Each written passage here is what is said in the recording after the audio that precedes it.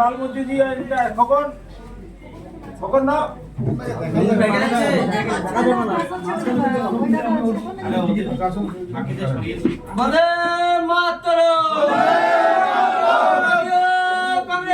ঈদের দিনেই রাজনৈতিক চমক, তৃণমূল কংগ্রেস ছেড়ে কংগ্রেসে যোগ দিলেন খোকন মিয়া।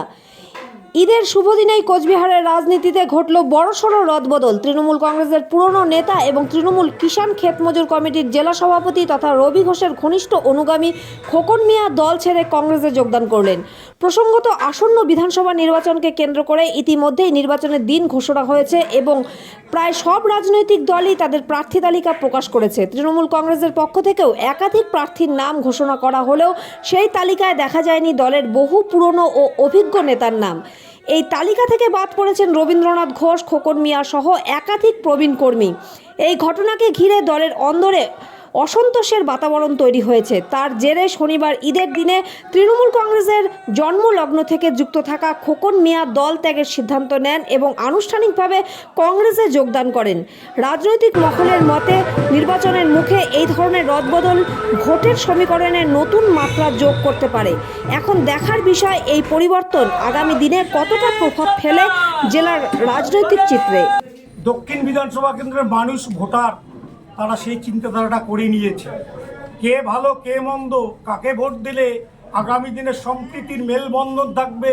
কুচবিহার জেলা রাজার শহর, সেই রাজার শহরে সম্প্রীতির গান গাইবে, সম্প্রীতি হবে, সম্প্রীতি বয়ে যাবে এই কুচবিহার জেলায়। মোটামুটি আপনারা দেখতে থাকেন, প্রচুর লোক জয়েন করবে, কারণ এরা তো অ্যাকচুয়ালি কুচবিহারের ঘটনাটা অন্যরকম ঘটেছে। এরা তো কংগ্রেসই।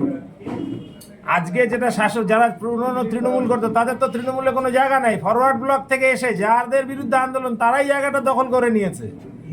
পুরনো তৃণমূলীরা একটাও কোথাও জায়গা পায়নি, সংখ্যালঘুদের একটাও কোথায়। তাই আমরা আহ্বান করেছি যারা আসছে দলে দলে লোক যোগদান করবে, কয়েকশো নেতা যোগদান করবে কংগ্রেসে। আমার কাছে 2-3 দিন ধরে আমার পাগল হয়ে গেছে, মানে সমানে ফোন আসছে সব জায়গায়। আজকে তো প্রায় 20-35টা জায়গায় জয়েনিংয়ের আছে। আমি কটা জায়গায় যাব?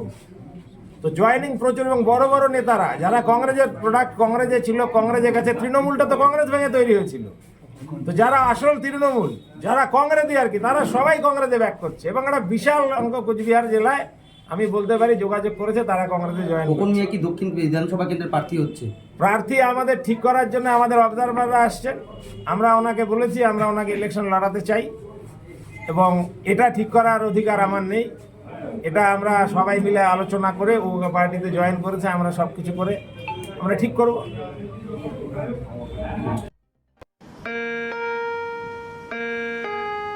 In the life of nature, Chilapata Tent House, Rohan's Kitchen. Enjoy nature with a different flavor. Book your holidays and refresh your mind.